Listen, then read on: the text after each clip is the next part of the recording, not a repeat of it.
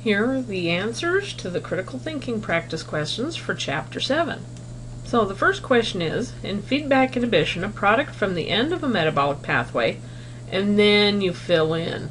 This is a straight definitional question, but you'll notice that I have an awful lot of words in the answers, so you have to be able to read the answers very carefully, looking for the definition of feedback inhibition. So I'm not taking a straight definition, I'm changing it up a little bit. That's where the critical thinking comes in. So unravels the enzyme. Well, I'm not going to use that because what is unraveling the enzyme? It is denaturing, so that can't be it because denaturing is not in feedback inhibition. Binds to the active site, well, that can't be right because in feedback inhibition, this is a non-competitive form of regulation, so no active site involved, so it can't be B. Binds to a non-active site, that's a possibility. Binds to the active site, oh, so it has to be C. Technically, I didn't even have to read the rest of the question, but I'm going to just to make sure.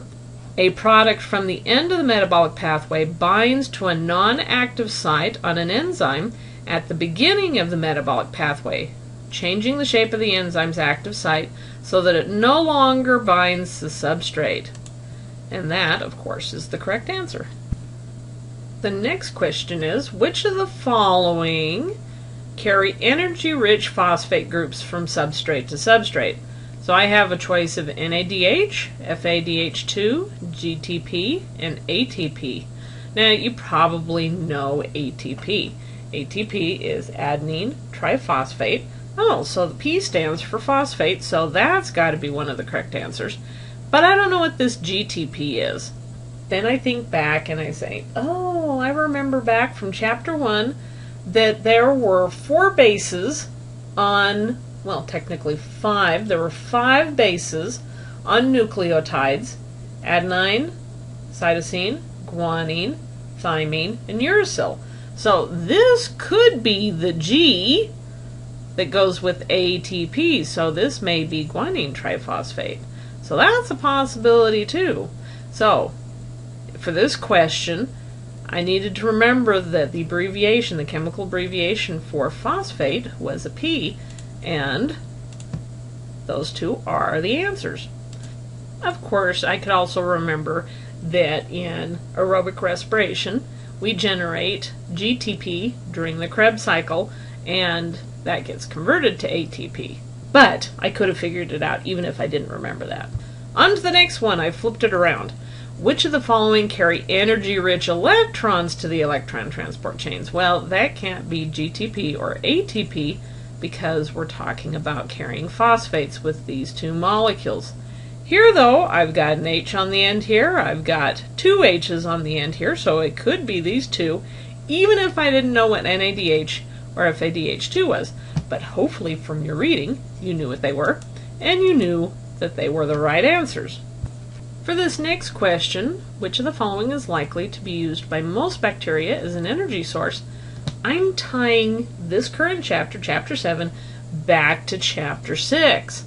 So we talked about what organisms needed to live, and we're tying it into catabolic pathways. Which of the following could be used in the catabolic pathways that we talked about in this chapter, which would be used by most bacteria?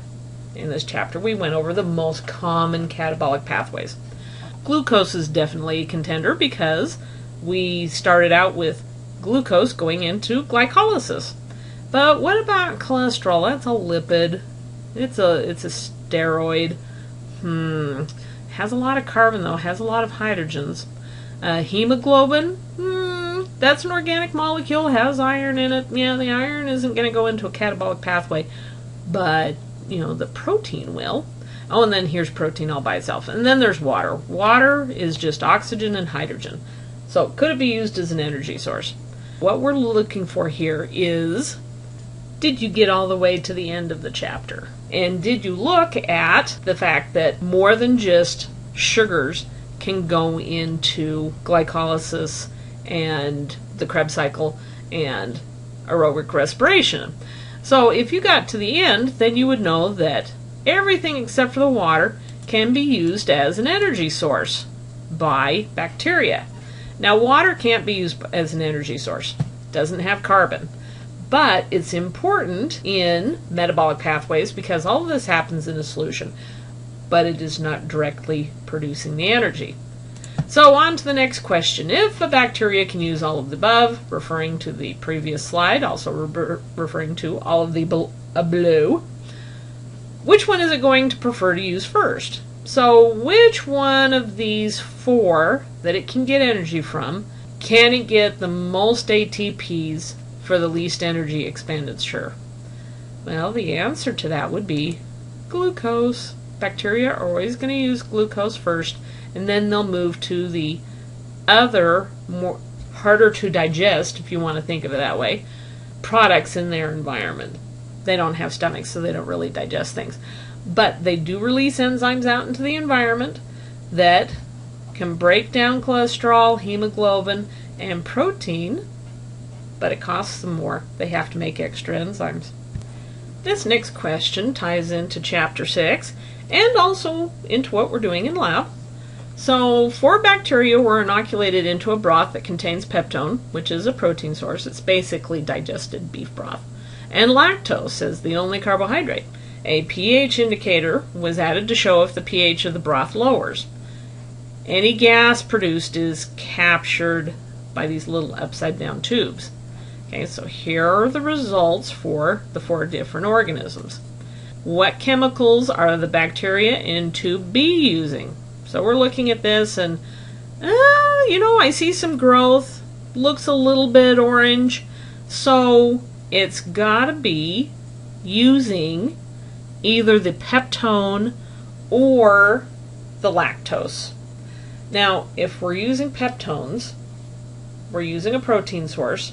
Amines are clipped off, which produces ammonia, which is going to raise the pH, and it's going to make the pH indicator a darker red. So probably not producing ammonia at this point. It's probably producing a little bit of acid, and it's more than likely going to be producing that acid through metabolism of glucose. Just fermenting the lactose, which would produce lactic acid through lactic acid fermentation, or through producing pyruvic acid through glycolysis, which eventually goes on. Probably using the lactose to start out with. Could be using the peptone, but probably the lactose. What chemicals are the bacteria in tube B producing? Well, I already mentioned that. I can tell what it's using by what it's producing. So it's not producing ammonia. It's producing an acid. I don't see any gas production. See, there's a bubble there? There's a big bubble there! Now, you're probably thinking, how in the world did Teresa know that? It's because she's a microbiologist and she just knows these things. Well, that's partially true, but also it's because I've studied the end of the chapter, where it talks about things other than glucose going into glycolysis, the Krebs cycle, and the electron transport chain, and also fermentation in its products.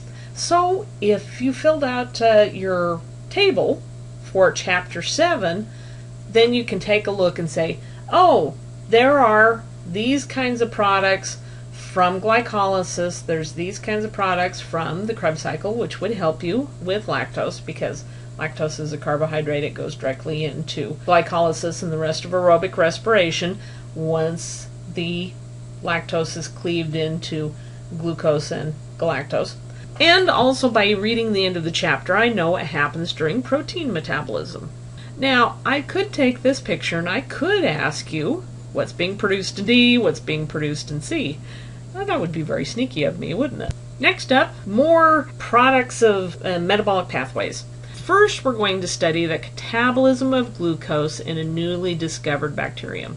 To do this, you label glucose with a radioactive carbon, C14. This is so we can find where the carbon goes. You collect C14 in an organic acid and in CO2. So the question is, knowing what you know about where the carbon went to from the glucose, what catabolic pathways does this bacterium have? Well, first up is the Calvin-Benson cycle, which is not a catabolic pathway. It is an anabolic pathway, so we can eliminate that one. Oxygen electron transport, okay, could do that, but we don't find that out from organic acid and CO2. CO2 and organic acids are not produced during oxygen electron transport chains. So we can't take that from what we're finding as being produced by the bacterium.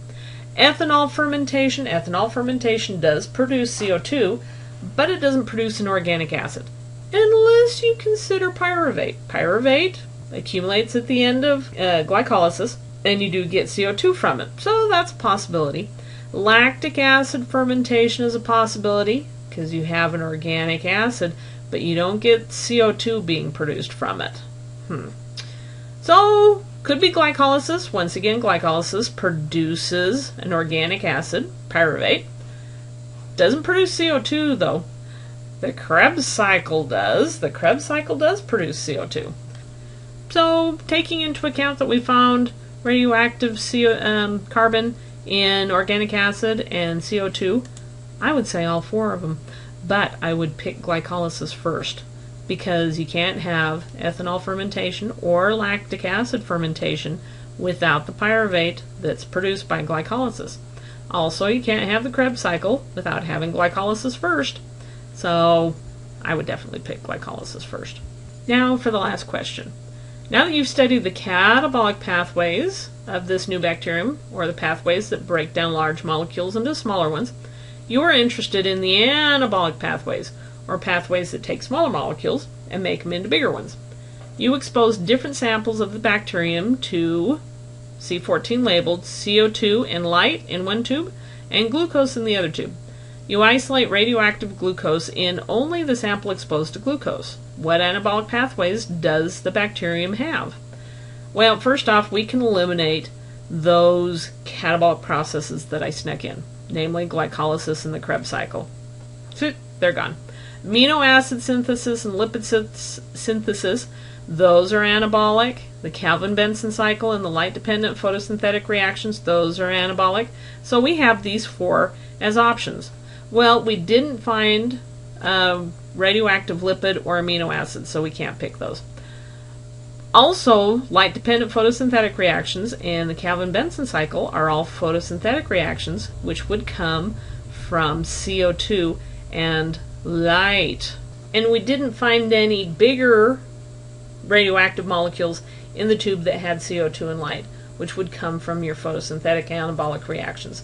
So all we have is radioactive glucose. It's the same glucose that we put in the tube in tube 2, so none of the answers are correct.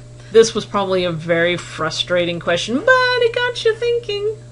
If you have anything that you'd like me to explain better about these questions, feel free to do so.